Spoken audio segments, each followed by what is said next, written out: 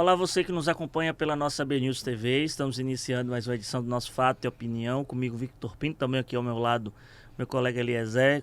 Nós somos editores de política aqui do bnews.com.br e você já sabe, Fato e Opinião, aquele espaço nosso aqui da BNews TV para tratarmos sobre política e nessa temporada sobre eleições 2022. A gente tem aqui uma figura que causa barulho na Câmara de Vereadores de Salvador, apoiador de primeira hora, enquanto vários chegaram depois do meio do caminho, ele estava desde o início apoiando o presidente Jair Bolsonaro, e é um play importante do jogo de Salvador e que é pré-candidato a deputado federal, vai tentar chegar em Brasília, na Câmara Federal, né, Eliezer, para ser um dos defensores desse legado do bolsonarismo na Bahia.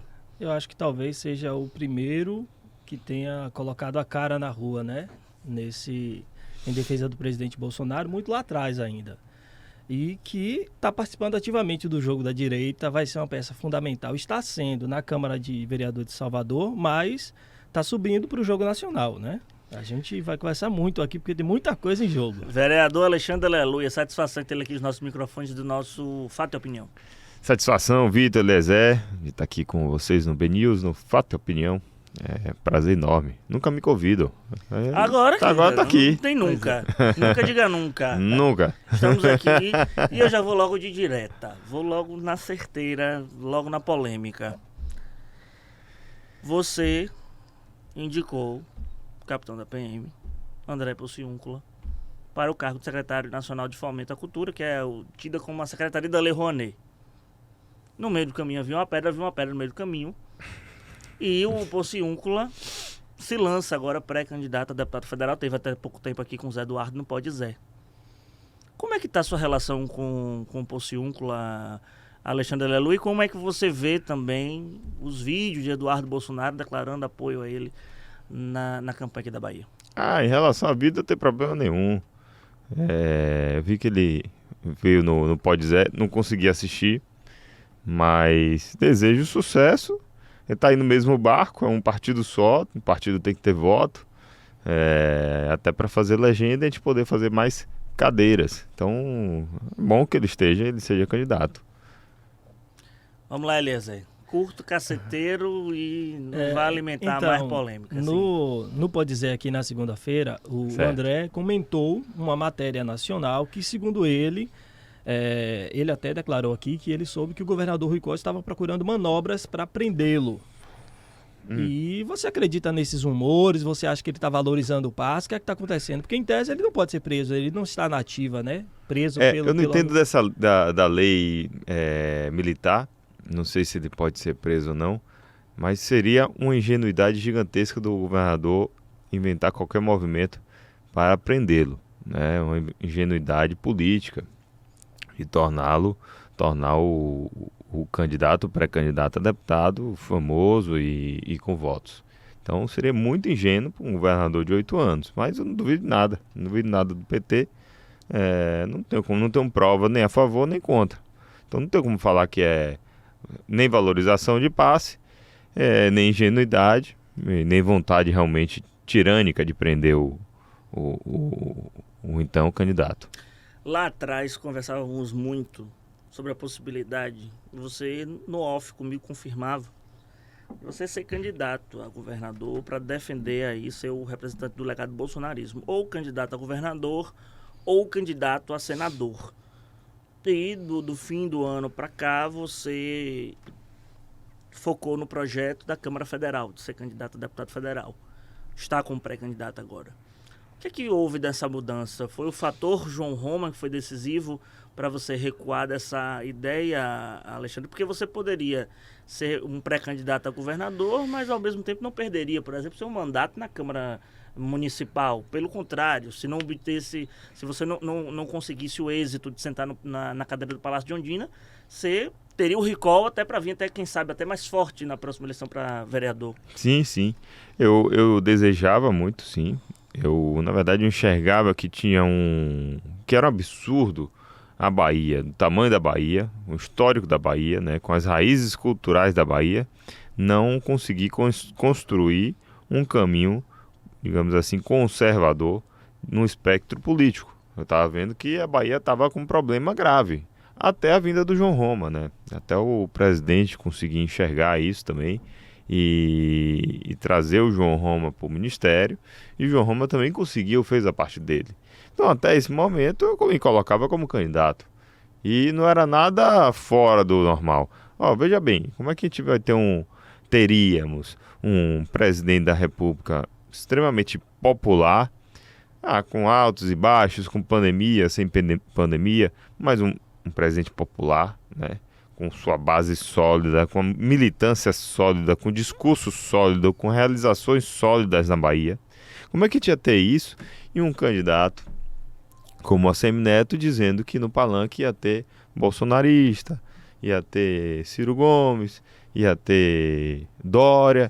Não dava, era irracional. Por isso que eu me coloquei, como a gente chama, né? Coloquei o elefante na sala, ou o bode na sala. Eu coloquei o bode na sala para falar, ó, a gente tem um problema grave aqui e que se a gente continuar nessa linha, a direita baiana será assassinada antes mesmo de morrer ou de nascer.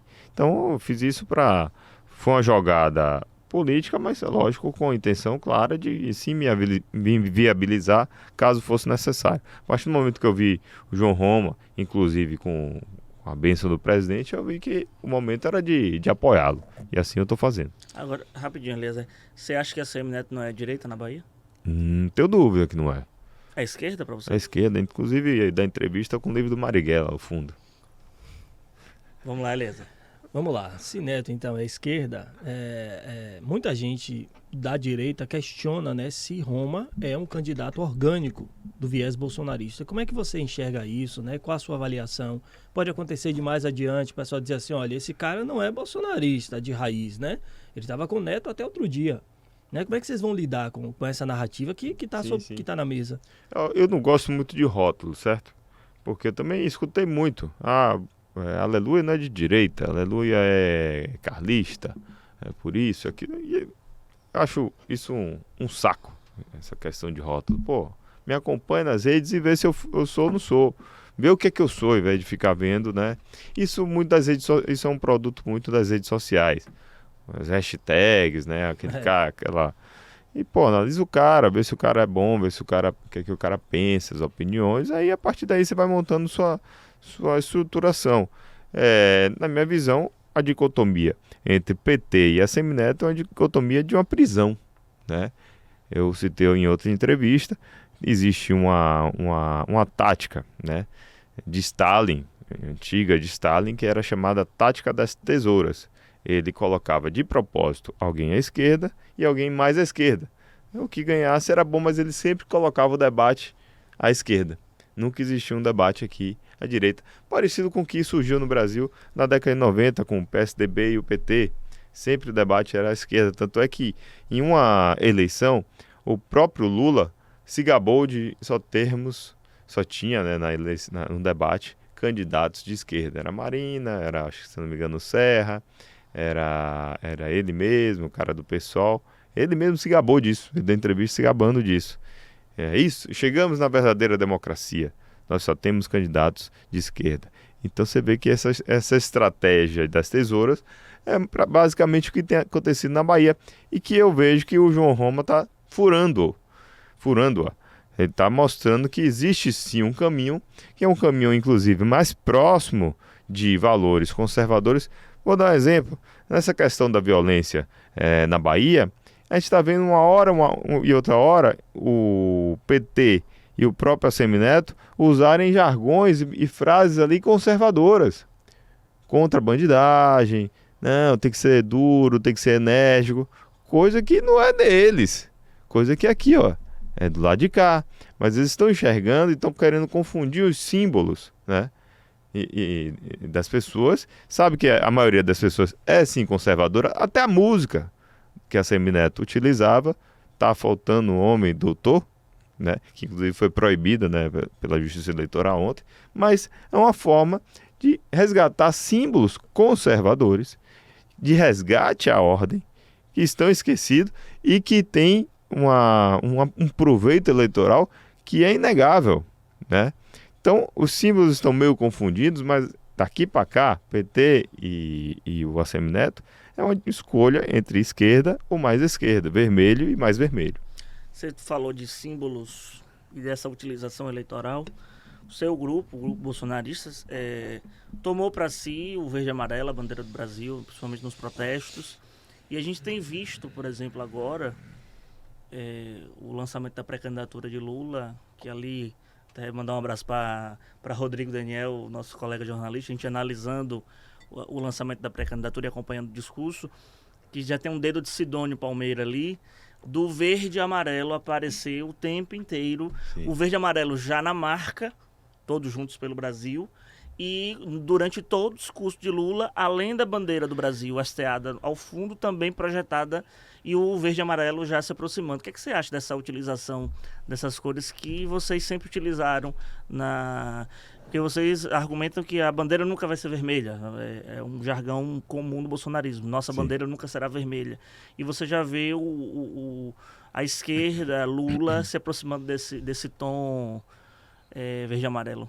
Eu achei conceitual e totalmente firmado com a verdade. Tem um livro chamado Por Trás da Máscara, do Flávio Morgenstern, que ele explica como aconteceu os protestos de Não São por 20 centavos, lembra?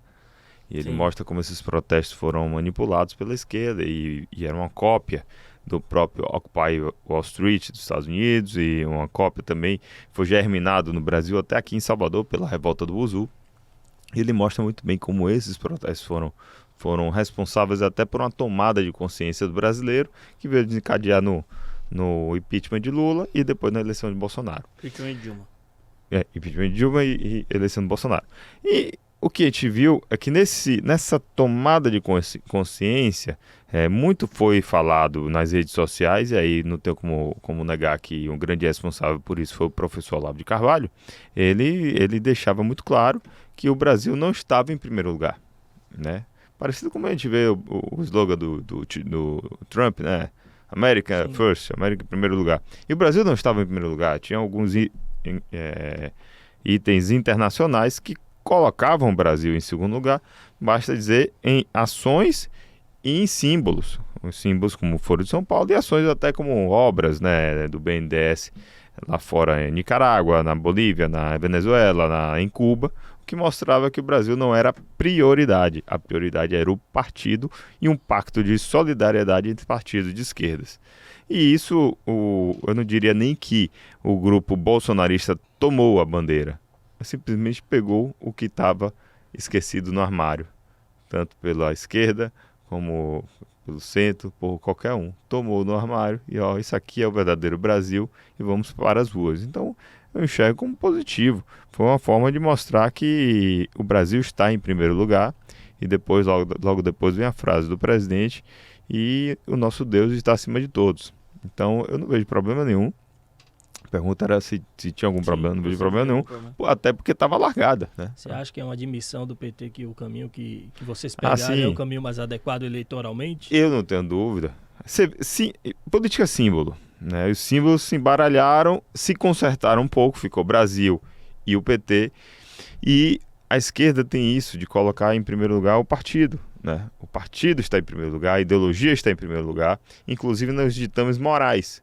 Deus não está em primeiro lugar, é o partido.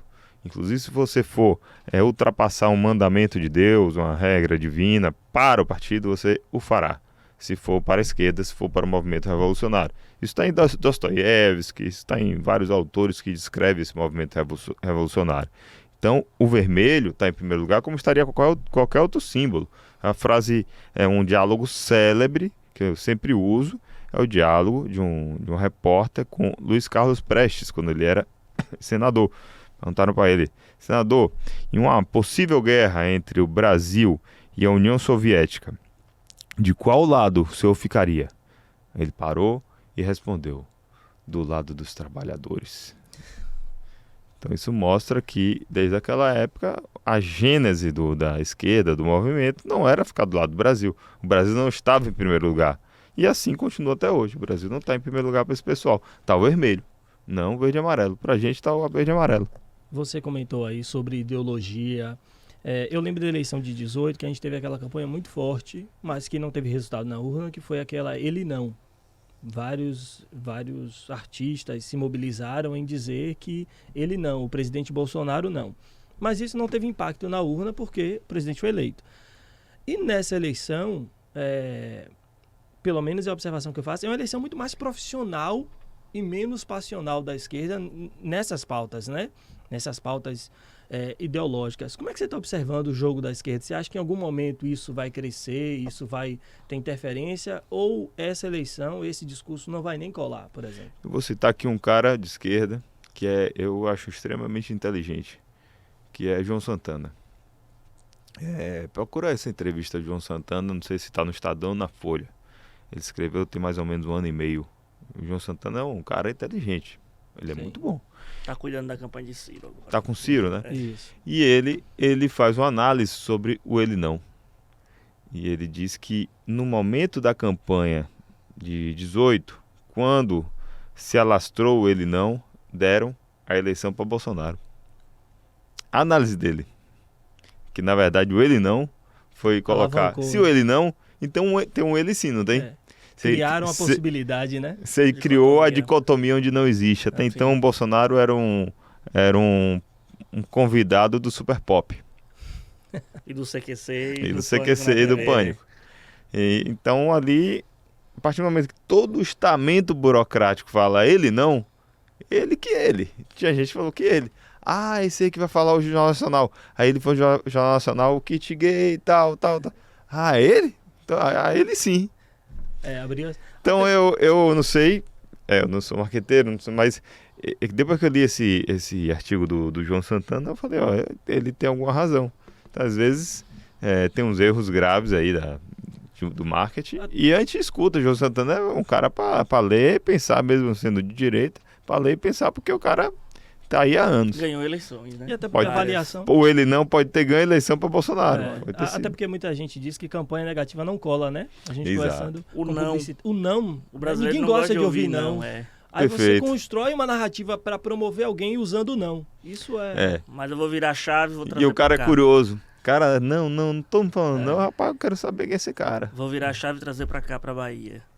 Você acha que essa tática de ACM Neto, de não ter nenhum candidato à presidência da República, vai colar? Porque, assim, por mais que ele seja líder das pesquisas, a gente vê que a polarização com o apoio de Lula e com o apoio de Bolsonaro, os nomes dos dois, apesar de não ter o nome nem de Lula nem de Bolsonaro no cenário, quando você bota o nome de João Roma isolado, o nome de Jerônimo Rodrigues isolado, a briga, na verdade, está pela segunda colocação, ou vamos colocar assim, por uma possível vaga no segundo turno. Perfeito. Você acha que mantém isso, ou você acha que Neto deve cair e essa polarização deve assumir a dianteira? Acho que Neto deve cair, sim, até porque o voto do João Roma... Por que você acha que Neto deve cair? Porque eu escuto muita gente que, por exemplo, vota no Neto, mas é Bolsonaro doente, fala, eu quero votar em todo mundo de Bolsonaro.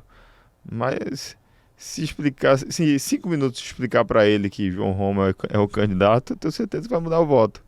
Então tem acontecido isso. Eu acho que as coisas não decantaram da maneira correta, né? Isso em lugares não são pessoas. Não estou falando aqui de fazendeiro, de médico. Estou falando de pessoas cidadãos mortais, né? Cidadãos comuns, né? Cidadãos comuns. Humildes e a coisa da internet chega muito rápido. Outro dia estava em Mauá, até comentei contigo. Isso. Estava em Mauá, o cara no barzinho assistindo lá não era o fato de opinião, mas é um Pingo nos Is, pô. Jovem Pan. É Jovem Pan, então a coisa está mudando muito rápido. Eu acho que quando decantar, não sei qual o teto disso, mas a coisa vai mudar. Entendi. Eu acho que a tendência é mudar e a discussão Bolsonaro-Lula é o que tende a polarizar o debate. Não tem pra onde correr. Não tem pra onde correr. O povo só fala disso, né? Mas Neto está atraindo apoiadores de todos os lados. Tem gente...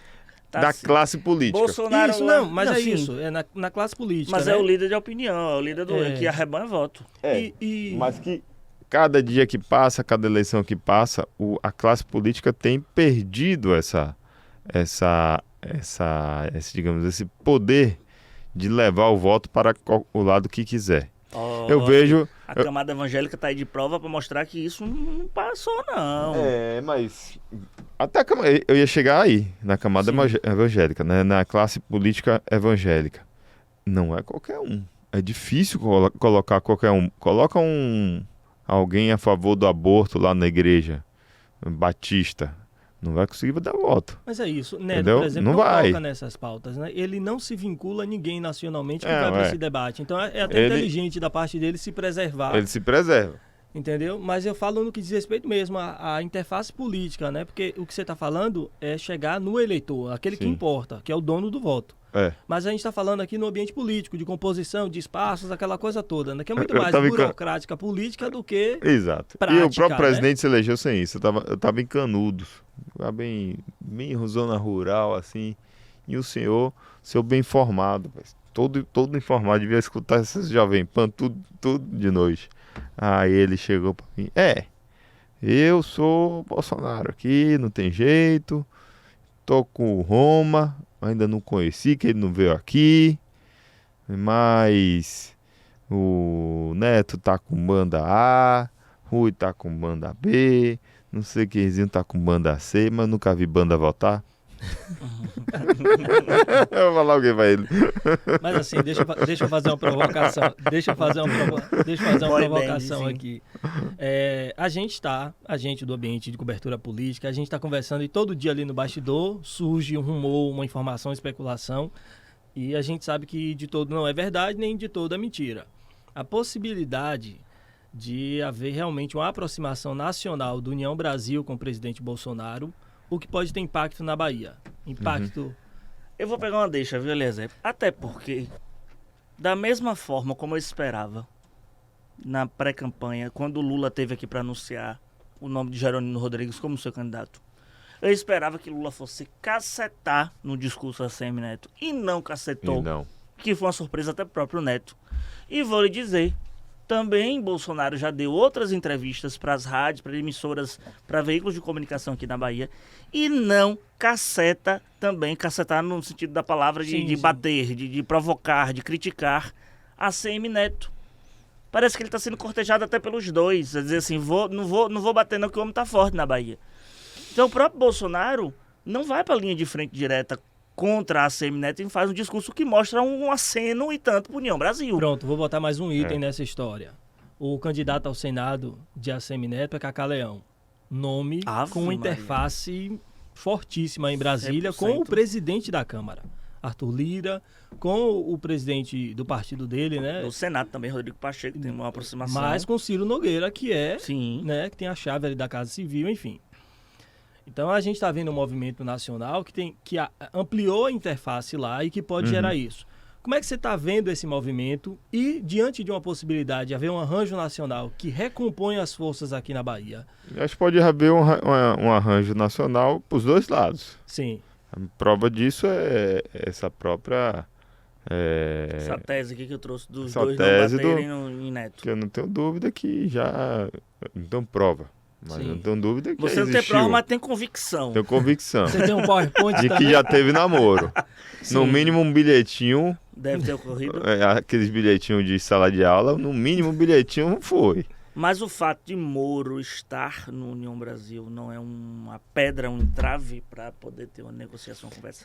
O Moro é um trave e a própria força do Bolsonaro nos estados do Sul é um entrave também, né? Porque você pega os deputados de Santa Catarina para baixo, Paraná também, o Centro-Oeste, eles sentiriam muito eleitoralmente e eles todas as vezes que tem alguma aproximação dessas, eles reagem muito, porque eles sabem que precisam de votos, precisam se reeleger. Então tem essa questão, o partido hoje não pode ficar pensando na Bahia, né? Assim eu chego, não estou nem mais lá, estou dando meu pitaco. Quando eu estava lá, eu falava isso. Mas muita gente comenta que o partido, antes e agora melhorou, antes era um partido grande que pensava apenas em ganhar o governo da Bahia. E o resto, né, que se desse mal.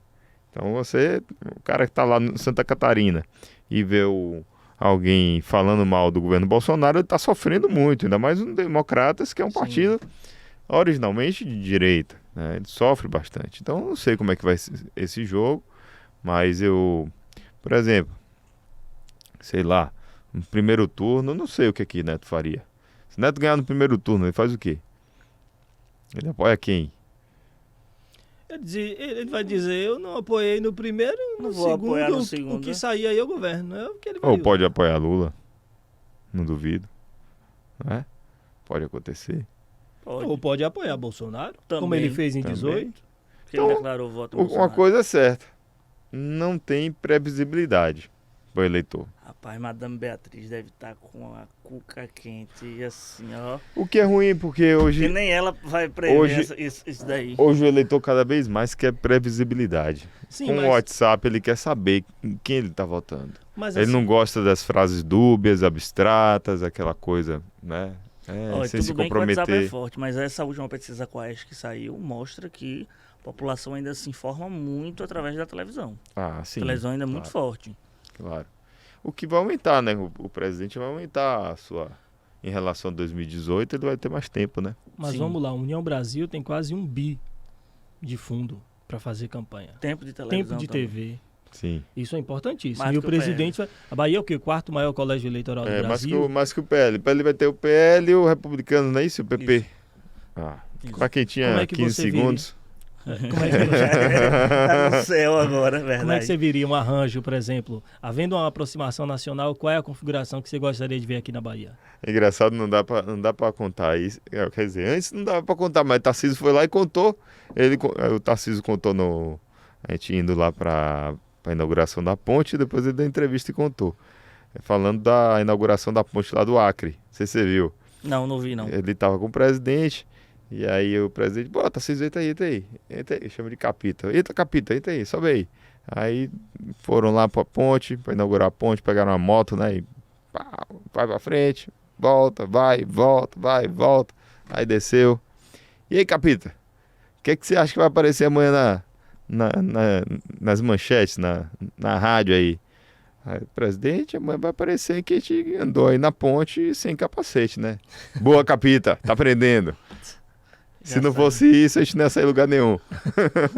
E ninguém ia falar da ponte. Fale Não. mal, fale bem, mas fale de mim. Não, vai dizer que máxima popular. Vai dizer que o presidente não tem uma sagacidade de marketing, Sim, de total. imagem, ele tem. Sim, total. mas composição da Bahia. Havendo uma E aproximação... às vezes não da precisa União- de TV, né?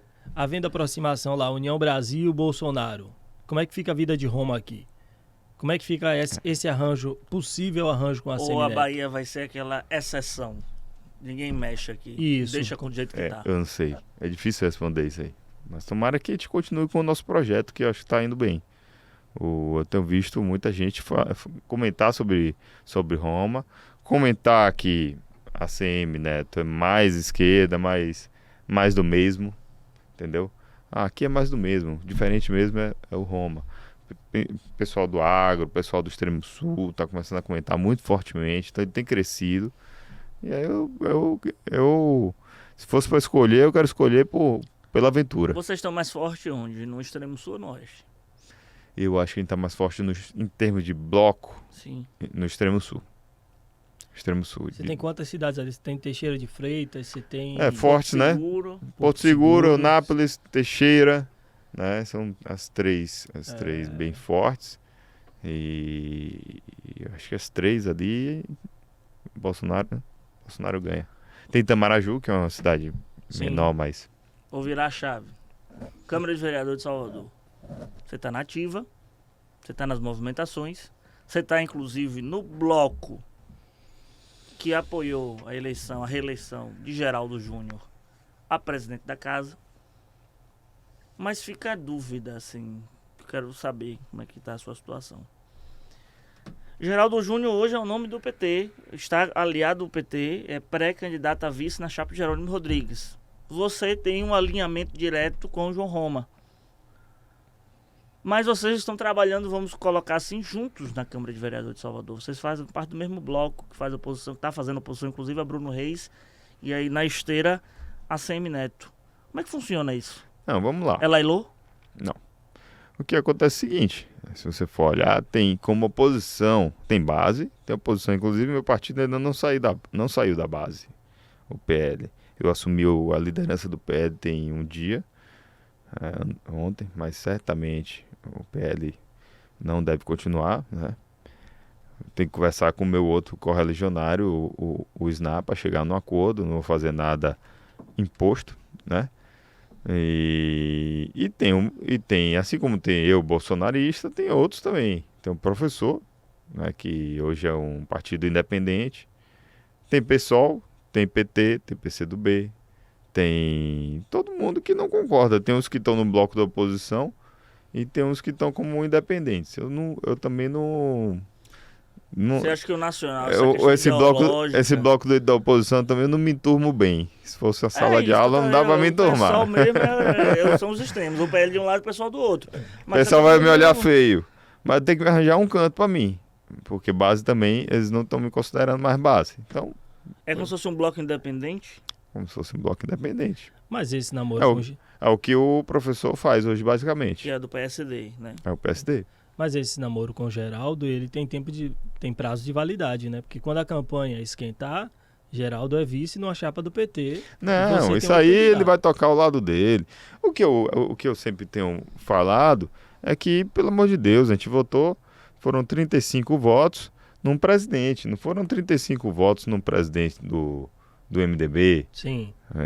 Ou de qualquer outro partido. Assim como eu fui eleito também, nessa mesma eleição, corregedor com 36 votos. Até um a mais que Geraldo. Mais popular que Geraldo aí, ó. Foram 39 presentes, 3 não votaram em mim. Nas minhas contas, alguém do PT votou. Né? Matematicamente, sim, alguém matematicamente, do PT. Então, eu tenho certeza que quem votou do PT, que eu não sei, é secreto, votou. Rapaz, eu arrisco a dizer até quais foram os que não votaram nele aqui. Já vem na minha cabeça, mas vamos. Se duvidar, foram até mais do lado de cá. Enfim, 3 não votaram. E os que votaram, não votaram em alguém, num bolsonarista para ser corregedor. Não votaram no... Votaram no vereador. Votaram no vereador que achou, ali pode ser um vereador prudente e tal, bom para ser corregedor. Então, essa é a mudança de paradigma e foi tudo muito legitimado. 35 votos, já repeti isso, 35 votos de 39. Depois, a formação das comissões, com base na proporcionalidade, como eu disse, lá na metrópole, tudo... Para mim não tem problema nenhum. Hoje até acho que vai ser julgada, não sei, tá para ser julgada o mandado de segurança. Eu não queria comentar muito sobre esse assunto, mas tem um julgamento do mandado de segurança sobre as comissões. Mas todos os outros têm perdido, eles têm perdido. A ADPF, que já é no Supremo, está caminhando, pedido de informação e tal. Não sei se eu acredito para esse ano. Então tudo tá caminhando juridicamente. Eu vejo que, em termos de publicidade, a partir do momento que 39 pessoas estão presentes, cai tudo, cai por terra, a eleição aconteceu e vamos tocar.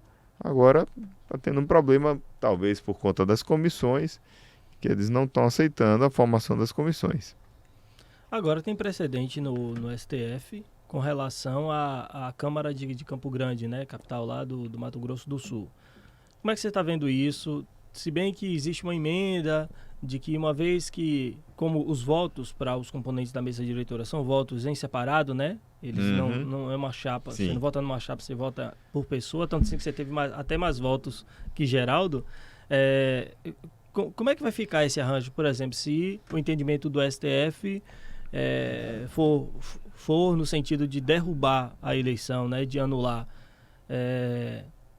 Muniz assume como vice ou se convoca uma nova eleição? Como é que está o entendimento dentro da casa? É claro que tudo depende do juiz, né? Do julgamento lá. Mas foi feita uma emenda também na lei orgânica que, em caso de vacância, assume o vice. Ou seja, Muniz assumiria, até porque, na minha visão, não contaminaria toda a eleição, já que são várias eleições. Sim. É igual a eleição antigamente no Brasil. Antigamente no Brasil tinha uma eleição para presidente e uma eleição para vice, né? Sim. Era assim. Então a eleição da Câmara parece com a eleição de antigamente do Brasil e foi eleito um vice. A eleição de Muniz, para mim, é legítima, não tem problema nenhum. E em caso de vacância, assume o vice e o Muniz assumiria. Então, acho que não sei se teve muito fígado nessa história aí, mas talvez o prefeito Bruno Pelos dois Reis... lados? Fígado dos dois lados? Na sua visão ou não? Ou só de um lado só? Eu acho que um lado teve fígado, outro teve inteligência. Só o que eu acho. Entendi. Mas eu acho que teve muito fígado nessa história e colocou-se um elefante dentro do plenário, que é a briga do governo, né? Porque no outro dia mudou, foi para lá, foi para cá, mas poderia sim ter travado uma boa relação com a Câmara, formando comissões, né, razoáveis, né? Não que não foram razoáveis, mas que eles se sentissem mais contemplados, apesar de que na proporcionalidade dentro das 4 linhas da Constituição, já diria o nosso presidente, estão todas dentro das 4 linhas. Então, eu não vejo problema. Agora, eles estão brigando sem nenhuma base jurídica. Por exemplo, um vereador chegou a brigar, falar que era golpe. Por que golpe, vereador? Porque o Geraldo se elegeu e no outro dia foi pro lado de lá. Mas você votou em quem? Você votou num presidente ou você votou no presidente do União Brasil ou do MDB? Isso não é argumento jurídico, né? Até porque se argumentam... Isso é chororô. Se argumentam que se não tivesse tido no dia seguinte o ingresso do MDB na base de Rui Costa e o ingresso do nome de Geraldo Júnior na chapa de Jerônimo Rodrigues, tava tudo como dantes no quartel de Abrantes. Pois é, eu também acho. Tava tudo ok, tudo resolvido. E aí? Então, a disputa era eleitoral, era por partido ou era uma eleição da Câmara? E acabou colocando uma tensão gigantesca em algo que não deveria ter. Não deveria ter colocado a Câmara para rodar normalmente, como sempre rodou. O líder do governo ter ido conversar sobre as comissões, fazer um arranjo, mas não. Mas foram preenchidas de acordo com a proporção.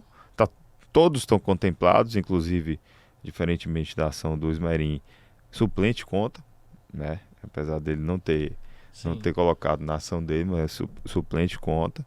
E ele também não colocou na ação dele de que o artigo fala na proporção de todas as comissões, são 13 e nem todas estão formadas até hoje. Show de bola.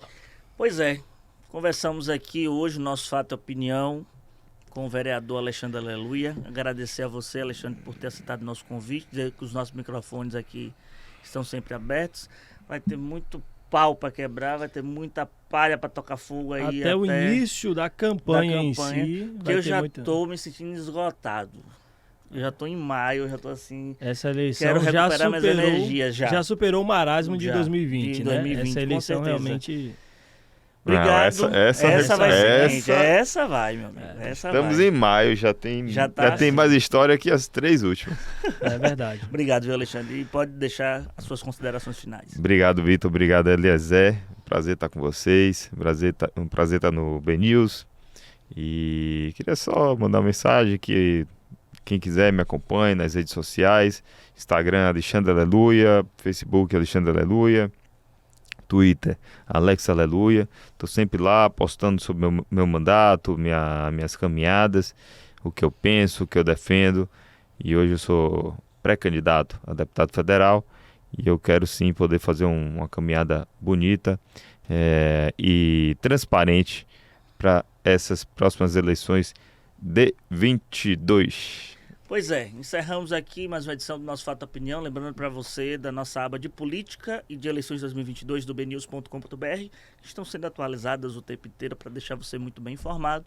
E a gente volta em uma próxima edição do nosso programa aqui na nossa BNews TV, nosso canal do YouTube. Você vai lá, marca lá o sininho para sempre ser notificado quando um dos nossos produtos estiver ao vivo ou já estiver disponível para você assistir. Forte abraço a todos, até um próximo Fato Opinião. Tchau, tchau.